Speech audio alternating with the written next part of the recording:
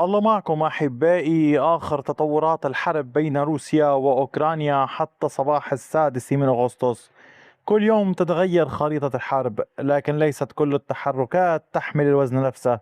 خلال الساعات الماضية سجلت الجبهات عدة تطورات متزامنة قد تعطي صورة أوضح عن الاتجاه الذي تحاول كل من روسيا وأوكرانيا فرضه قبل دخول الخريف.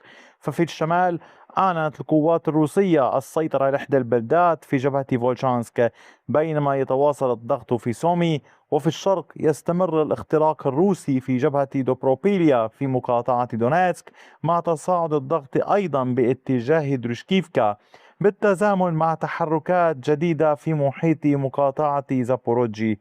في المقابل لا تبدو الصورة أحادية الاتجاه، إذ تواصل القوات الأوكرانية تسجيل تقدم في جنوب في محاولة للحفاظ على الضغط وعرقلة الزخم الروسي على بعض المحاور. فنشهد بداية مرحلة جديدة من التقدم جبهات في وقت واحد، أم أن ما يحدث لا يزال ضمن معارك استنزاف متبادلة لن تغير المشهد الاستراتيجي بسرعة؟ نبدأ من العمليات وسيطرة الوحدات الروسية على إحدى البلدات في مقاطعة خاركيف باتجاه فولشانسك. الجيش الروسي، قوات أخمات وغيرها من الوحدات الروسية تمكنت من التقدم والسيطرة الكاملة على فيلتشا ومحيطها.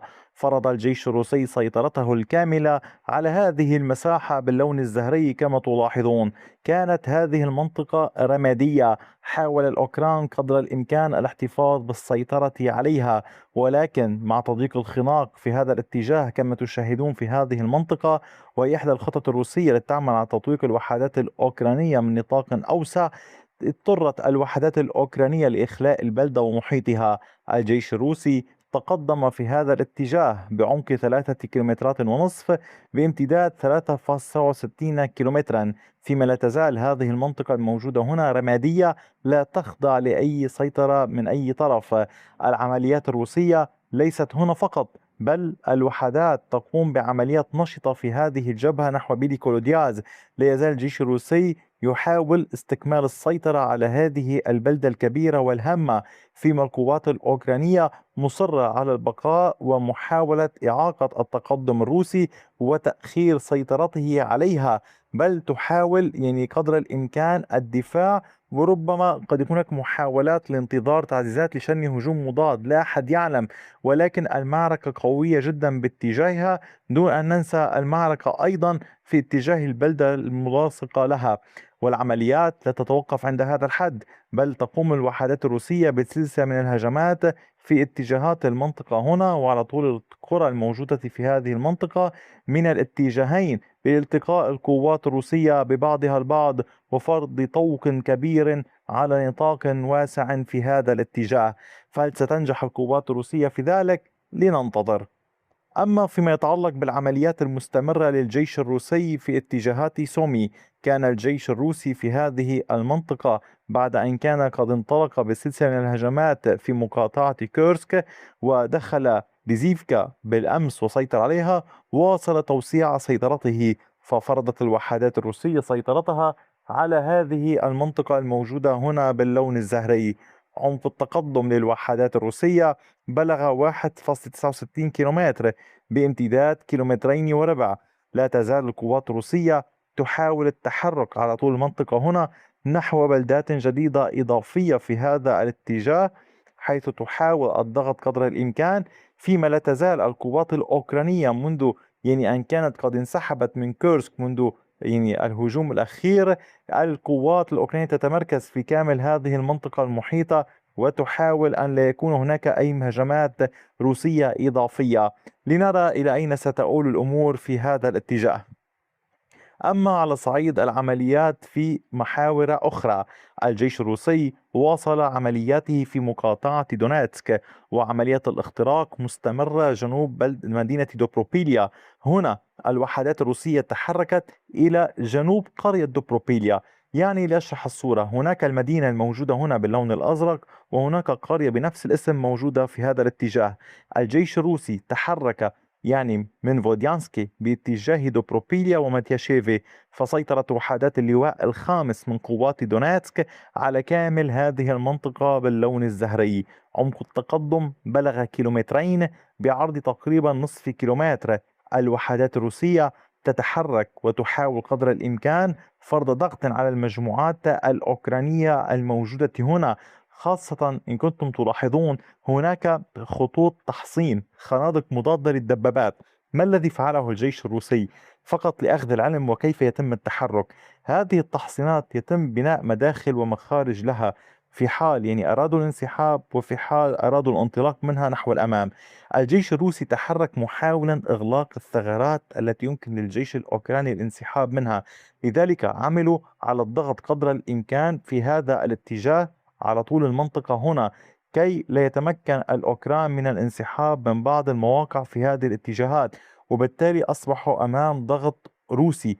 ولكن في نفس الوقت الوحدات الروسية طالما تتقدم بشكل سهمي قد تكون أمام ضغط كبير من الوحدات الأوكرانية ونيرانها من عدة اتجاهات، تضغط نحو هذه منطقة السيطرة. لذلك علينا مراقبة الأمور. هل ستستمر القوات الروسية بالتواجد هنا؟ هل ستوسع السيطرة أم ستستعيدها الوحدات الأوكرانية؟ إضافة لكل ذلك لا تزال الاشتباكات قائمة في هذه الجهة الموجودة هنا وفي هذا الاتجاه الموجود هنا، إضافة إلى عمليات الضغط الكبيرة المستمرة على المحور الموجود هنا، محور زولوتي كولوديازي، على طول هذا الاتجاه.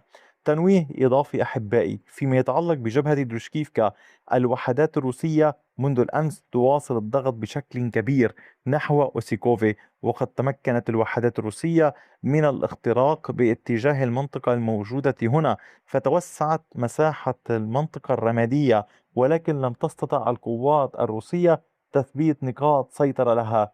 لذلك لنراقب إلى أين ستؤول الأمور. وفيما يتعلق بالتقدم الأوكراني والتقدم الروسي الباقيين، كان الأوكران قد تقدموا في محور جنوب دونيتسك. الوحدات الأوكرانية سيطرت على هذه المنطقة الموجودة هنا. الضغط كان قد أدى إلى سيطرة على هذه المساحة باللون الأزرق. عمق التقدم بلغ أكثر من كيلومترين للوحدات الأوكرانية بعرض كيلومتر ونصف. ما الهدف من هنا من هذه العمليات؟